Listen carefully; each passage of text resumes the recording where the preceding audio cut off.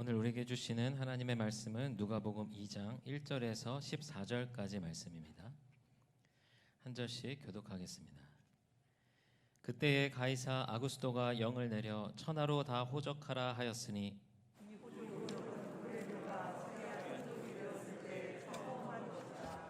모든 사람이 호적하러 각각 고향으로 돌아가매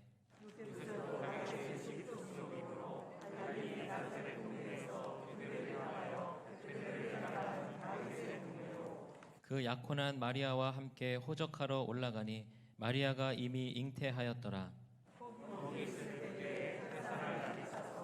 첫 아들을 낳아 강보로 싸서 구유에 뉘었으니 이는 여관에 있을 곳이 없음이러라.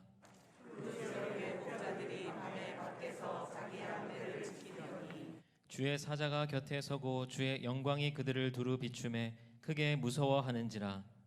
천사가 이르되 무서워하지 말라. 보라, 내가 온 백성에게 미칠 큰 기쁨의 소식을 너희에게 전하노라. 오늘 다윗의 동네에 너희를 위하여 구주가 나셨으니 곧 그리스도 주시니라.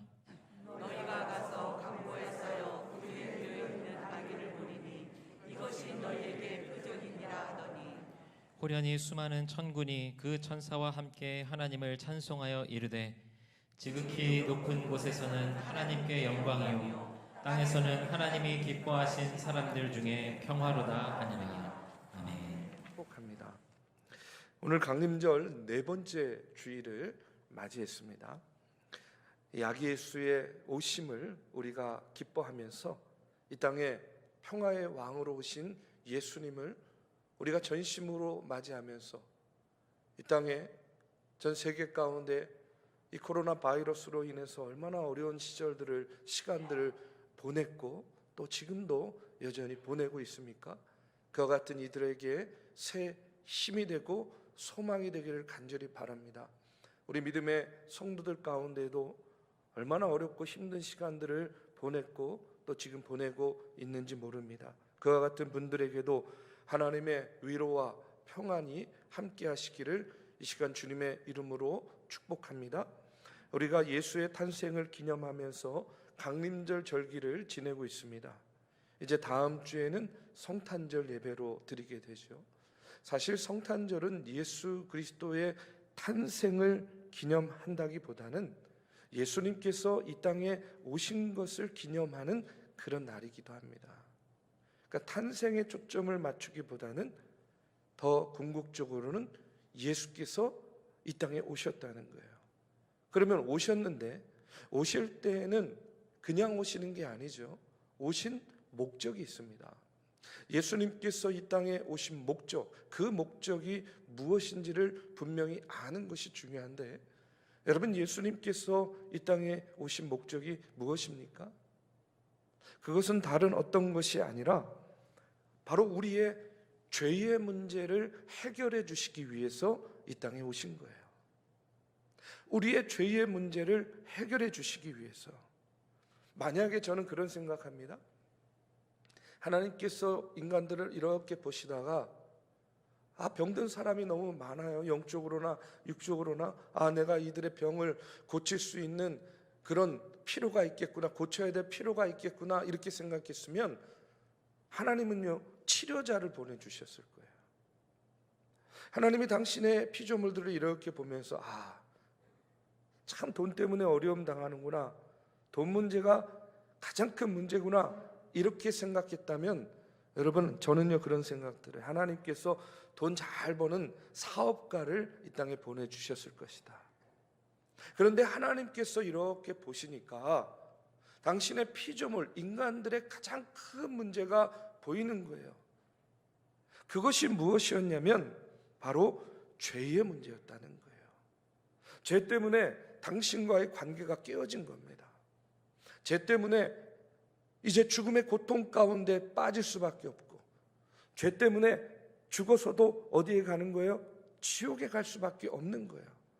그러니까 하나님이 인간을 보실 때에 제일 큰 문제가 뭐다? 죄다. 그렇기 때문에 예수님께서 우리의 죄의 문제를 해결해 주시기 위해서 이 땅에 오신 거라는 겁니다. 그리고 십자가에 달려 죽으시고 부활하심으로 말미암아 오늘 우리가 스스로 해결할 수 없는 그 죄의 문제를 해결해 주시고 죄 가운데에서 사함 받을 수 있는 그 죄 사함의 길을 열어 주신 거예요.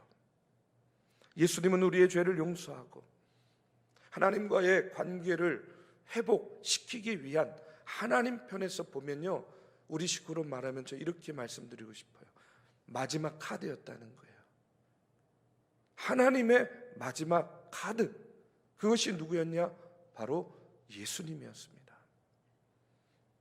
그렇기 때문에 예수님이 탄생하셨다 하는 것은 엄밀히 말하면 하나님께서 사람의 몸을 입고 이 땅에 오셨다는 거예요. 왜요? 하나님과 예수님은 본체 하나이기 때문에. 예수님이 육신의 몸으로 세상에 오셨으니까 우리가 태어났다 이렇게 말을 하긴 하지만 사실 하나님 자신이 이 세상에 사람의 몸을 입고 오신 것이 바로 성탄절이라는 그런 이야기입니다. 이처럼 사람이 되어서 세상에 오신 하나님, 우리가 성경에 보면 자신이 태어날 장소로 여러분 보면요, 베들레헴의 구석진 마국간을 선택하신 것을 보게 돼요. 오늘 말씀 6절 7절에 보면요, 이런 말씀 나옵니다. 거기 있을 그때에 해산할 날이 차서 첫 아들을 낳아 강보로 싸서 구유에 누였으니 이는 여관에 있을 곳이 없음이로라. 호적을 하기 위해 베들레헴 고향으로 돌아온 요셉과 마리아가 이제 빈 방을 찾아서 이리저리 찾아다닙니다. 그런데 방을 구하지 못했죠. 겨우 구한 곳이 어디였습니까? 바로 마국간이었어요. 저는요, 직접 소나 말 이런 가축을 길러본 적이 없어요. 그런데 가끔 이제 농촌봉사 활동이나 선교 활동 이런 데 가가지고 이런 가축들을 키우는 축사 이런 데를 가볼 기회가 있었습니다. 여러분도 아마 그런 기회가 있으셨을 거예요. 냄새가 이루 말할 수 없죠. 더럽기가 한량이 없습니다. 참 냄새도 고약하고 참 더럽기가 한량 없는 그곳. 여러분 마국간도 그렇지 않았겠습니까? 냄새나고 더러웠을 거예요. 그런데 그 냄새 고약하고 더럽고 어두침침한 그 마국간을 하나님께서 자신의 출생의 장소로 선택하셨다는 겁니다. 여러분 이 사실을 우리가 어떻게 받아들여야 되겠습니까? 저는 이렇게 받아들입니다. 하나님이 우리를 얼마나 사랑하셨기에 그렇게 해서라도 그 자리를 통해서라도 이 세상에 내가 태어나지 않으면 안 되겠다 이렇게 생각하셨기 때문에 하나님께서는요 그 마국간도 마다하지 않고 탄생의 장소로 선택해 주셨다는 거예요. 이 시간 예배에 임하는 우리들이요, 이 같은 하나님의 마음을 우리가 조금이라도 헤아리시기를 간절히 바랍니다.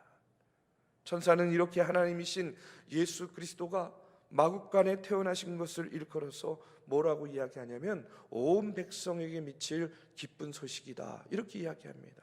10절에 보니까 천사가 이르되 무서워하지 말라, 보라 내가 온 백성에게 미칠 큰 기쁨의 좋은 소식을 너희에게 전하노라.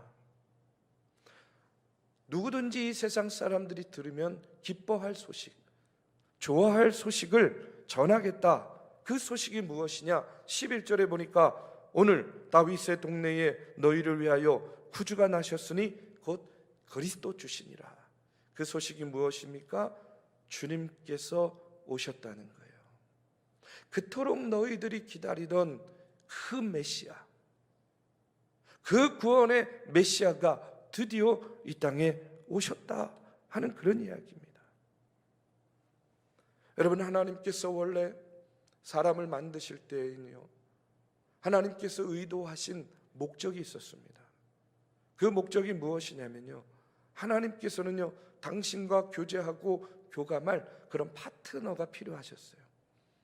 그래서 사람을 만들어서 그 하나님을 사랑하고 그 사람이요 하나님을 섬기고 하나님과 교제를 나누는 하나님의 아름다운 파트너, 언제 보아도 사랑스럽고 기쁨을 나눌 수 있는 그 아름다운 파트너, 하나님께서는 그와 같은 파트너를 갖고 싶어서 저는 저와 여러분을 만들었다고 믿습니다.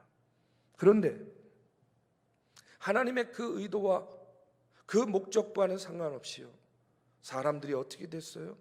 죄를 지었어요. 죄를 짓고요, 각기 제 갈 길로 다 가는 겁니다.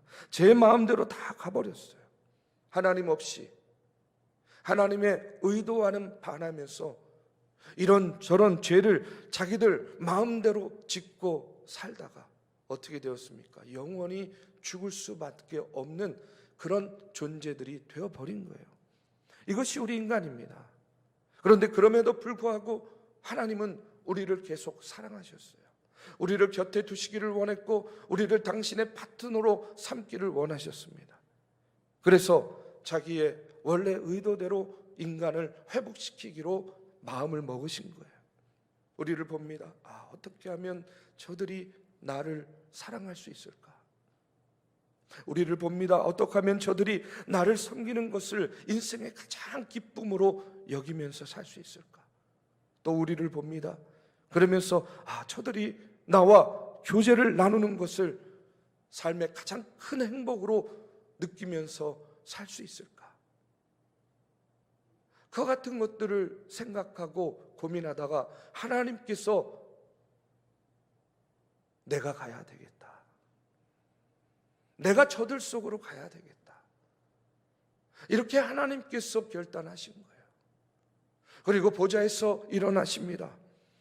그리고 누구나 다 가까이 접할 수 있는 종의 모습을 가지고 이 땅에 오시기로 작정하신 거예요. 내가 가야 되겠다. 내가 가서 나의 가장 사랑하는 파트너, 사람들이 흘리는 눈물을 같이 흘리기를 원하셨습니다. 사람들이 이 땅에서 당하는 고통을 함께 당하시기를 원하셨어요. 우리가 무서워하고 두려워하는 것이 무엇인지 하나님께서는 친히 그 곁에서 함께 느끼기를 원하셨습니다. 그래서 이 세상에 오신 거예요. 그리고 그것은 오늘 우리가 바라볼 때에는 우리를 구원해 주실 구원자가 이 땅에 와 주신 겁니다. 우리를 죄와 사망에서 구원하신 하나님이 우리를 찾아오신 사건, 그것이 바로 성탄이라는 거예요. 우리는 그 성탄을 기다리며 이 강림절의 절기를 보내고 있는 겁니다. 주님께서 우리의 삶에 오심으로 저는요, 우리의 삶에 변화되는 것이 있다고 믿어요. 그게 무엇입니까? 지난주에도 말씀을 통해서 나눴지만 우리의 삶 가운데 우리를 병들게 하는 것, 그것이 무엇이라고 이야기했습니까? 낙심이라고 이야기했어요. 낙심하니까 어떻게 해요? 기도하지 않고, 기도하지 않으니까 응답받지 못하고, 응답받지 못하니까 또 낙심하는 삶. 그런데 주님의 오심이 우리의 삶 가운데, 우리의 마음의 중심 가운데 온전히 느껴지고 그것을 믿게 되면요, 낙심과 절망의 삶이 어떻게 바뀝니까? 소망의 삶으로 바뀌는 거예요. 희망이 보이는 겁니다. 그 희망의 한 줄기 빛이 보이기 시작하는 거예요. 누구를 통해서? 예수 그리스도를 통해서. 우리의 삶 가운데의 슬픔이 기쁨으로 바뀌어지는 놀라운 역사가 있습니다. 그래서 고난 가운데도요, 사도 바울과 같이 고백할 수 있는 거예요. 고난이 축복 아닙니까? 너무 어려운 삶의 순간순간에도요, 그 신앙의 믿음의 역설의 고백이 나오는 거예요. 하나님, 너무 어려워서 감사합니다. 도저히 감사할 수 없는 그런 상황 가운데서도 우리는요, 그와 같은 고백을 드릴 수 있는 거예요. 이유가 무엇입니까?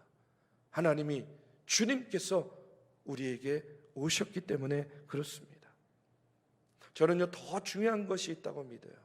그것은 뭐냐면, 하나님께서 우리 안에 오심으로 말미암아 우리는요, 하나님을 날마다 사랑할 수 있어요. 사랑할 수 있는 존재가 된 겁니다. 여러분 믿으십니까? 그 전에는요, 죄로 인해서 관계가 끊어지고 단절됐기 때문에 여러분 하나님과 이을 수가 없어요. 맞닿을 수가 없었어요. 그런데 예수 그리스도께서 이 땅에 오심으로 말미암아 그 깨어진 관계, 그 단절되었던 관계가 이어지고 회복되어졌어요. 누구를 통해서? 중보자 예수 그리스도를 통해서. 그렇기 때문에 우리는 날마다 하나님을 섬깁니다. 날마다 하나님을 사랑하는 존재가 되었어요. 사랑받는 존재가 되었습니다.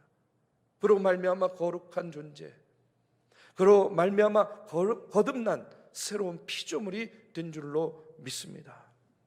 사랑하는 우리 믿음의 성도 여러분, 이처럼 구원을 주시는 이가 오셨으니 여러분, 그것이 어떻게 큰 기쁨이 아닐 수 있겠어요?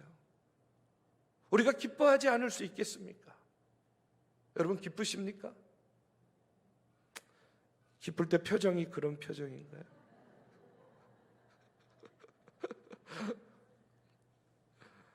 표정을 잘 읽어야 돼요. 그렇죠? 주님께서 이 땅에 오신 거예요. 우리의 삶을 낙심과 절망에서 소망으로, 우리의 삶을 슬픔에서 기쁨으로 바꿔주신 주님이 오심으로 말미암아 우리는 날마다 하나님의 사랑을 머금고 사는 그런 존재들이 되었습니다. 여러분, 기뻐하시기 바라고 감사하시기 바라고 존귀와 영광을 돌리시기를 주님의 이름으로 축원합니다. 그런데 성경에 보면 우리가 지난 시간에도 말씀을 나눴지만 이렇게 기쁨의 좋은 소식으로 오신 예수님의 오심을 다 기뻐한 것이 아니었어요. 오늘도 말씀에 보면요, 몇몇 사람들만 이와 같은 주님의 오심을 기뻐하고 받아들이고 영접하고 있는 것을 보게 됩니다. 누가, 어떤 사람이 구원자로 오신 예수님을 기뻐하며 영접하였는가? 한마디로 말하면 성경에 보면요, 이 세상에서 천대받은 사람들, 이 세상에서 무시당한 사람들, 가난한 사람들, 실패한 사람들, 병든 사람들, 죄인으로 몰린 사람들, 이런 사람들이 예수님을 영접하고 주님의 오심을 기뻐했던 그런 사람들이었습니다. 오늘 본문을 보면 먼저 요셉과 마리아가 나와요. 이 요셉과 마리아는 그 당시 한 10대 후반이거나 20대 초반이었을 거예요. 이런 나이에 약혼을 한 거죠. 그런데 요셉에게는요, 재능이 있었습니다. 그게 뭐예요? 목공이에요. 아마 그의 마음 가운데는 그런 마음이 있었을 것 같아요. 아, 나는 목재를 잘 다루니까 내가 평생 목공 일을 하면서 그냥 이렇게 평범하게 살아야지. 참 평범한 그런 시골 청년이었을 거예요. 그리고 그가 살던 나사렛은요, 당시에 갈릴리의 63개 마을 중에서 가장 가난한 마을이 나사렛이었습니다. 그러니까 별 볼 일 없는 데서 태어나서 그저 평범한 몫으로 한평생 살다 가는 그런 젊은이였어요. 요셉과 마리아, 우리 식으로 보면요, 세상적으로 아무것도 자랑할 것 없는 그런 사람들이었어요. 또 이어지는 8절 말씀에 보면 양을 치던 목자들이 천사로부터 예수님의 탄생의 소리를 듣고 베들레헴으로 찾아옵니다. 예수님의 탄생의 소리를 듣고 찾아온 목자들은 또 어떤 사람들이었는가? 당시에요, 목동들은요, 가장 천대받은 천민들이었습니다. 남의 양떼를 돌봐주고 품삯을 받는 걸로 생활하던 사람들, 배우지 못해서 자기 이름 석자도 쓰지 못했던 무식한 사람들, 성전에 가서도요, 성전 마당에서 서성거리다가 성전 마당만 밟고 돌아와야 되는 당시의 천민이었어요. 그리고 또 이어지는 25절에 보면 시므온이라는 선지자가 나옵니다. 36절에는 안나라고 하는 선지자가 나와요. 시므온도 안나도 다 초라한 사람들, 평생 외롭게 산 사람들입니다. 안나 같은 경우는요, 결혼하고 7년 만에 과부가 돼가지고 84년 동안이나 아무 혈육도 없이 교회에서 지내면서 날마다 심부름해주고 기도 부탁받으면 기도해주고 먹을 음식 없으면은요, 금식하는 것이 생활이었던 그런 보잘것없는 여인이었어요. 자, 이런 몇몇의 사람들, 바로 이와 같은 사람들이 오늘 예수님의 오심을 기뻐하고 환영했다. 성경은 그렇게 증언하고 있어요. 모두 어떤 사람들이라고요? 세상에서 멸시받고 천대받던 사람들이었습니다. 무시당하기 쉬운 사람들, 세상에서 아무 자랑도 또 소망도 가질 만하지 못했던 그런 사람들, 이런 사람들이 예수님 영접하고 기뻐했다는 거예요. 예수님 오실 때만 그런 것이 아닙니다. 우리가 잘 알듯이 후에 예수님이 복음을 전할 때 예수님 따라다니던 사람들 역시 별 볼 일 없던 사람들이었어요. 다 이렇게 가난하고 멸시받고 천대받았던 사람들이었습니다. 여러분, 우리나라에 복음 들어왔을 때, 복음이 전해졌을 때 그 복음 받아들인 사람들도 마찬가지 아닙니까? 뭐 고관대작이 받아들였습니까? 뭐 유교학자들이 받아들였습니까? 갑부들이 받아들였습니까? 물론 그 중에 몇몇이 있기는 했지만요, 처음 예수 그리스도의 복음의 씨앗이 이 땅에 뿌려졌을 때에 그 복음을 받아들인 이들은 세상적으로 기댈 곳 없었던, 그저 하루하루 처절하게 살았던 가난했던 사람들이 예수 그리스도의 복음을 먼저 받아들였어요. 사랑하는 우리 믿음의 성도 여러분, 저는요 오늘 이와 같은 모습을 통해서 깨닫는 것이 있어요. 그것이 뭐냐면, 오늘 우리가 이 세상을 살면서 성공하는 것 참 중요하죠. 잘 사는 것, 또 부유하게 되는 것 다 하나님의 축복인 줄로 믿습니다. 모든 사람의 선망이 대상이 되고 인기 있는 사람이 되고 능력 있는 사람이 되어서 유명해지는 것 참으로 감사한 일인 줄로 믿습니다. 여러분, 그런데 분명한 것은 뭐냐면, 사람이 되어서 세상에 오신 예수님을 정말로 내가 기뻐하면서 내 삶 속에 모시려고 한다면 내 삶의 세상적인 것으로만 가득 차서는요 절대로 예수님을 모실 수가 없다는 거예요. 세상적으로 성공하는 것, 세상적으로 꽉 찬 인생을 사는 것도 중요하지만 중요한 건 뭐냐면 예수님의 오심이 내 삶에 가득 임하고 내 삶에 영향력을 끼치기 위해서는요 내 마음 가운데 예수님의 자리가 있어야 돼요. 다시 말해서 우리의 마음이 비워져야 됩니다. 그래야만 예수님을 그 비워진 마음 가운데에 우리가 모실 수 있는 거 아니에요?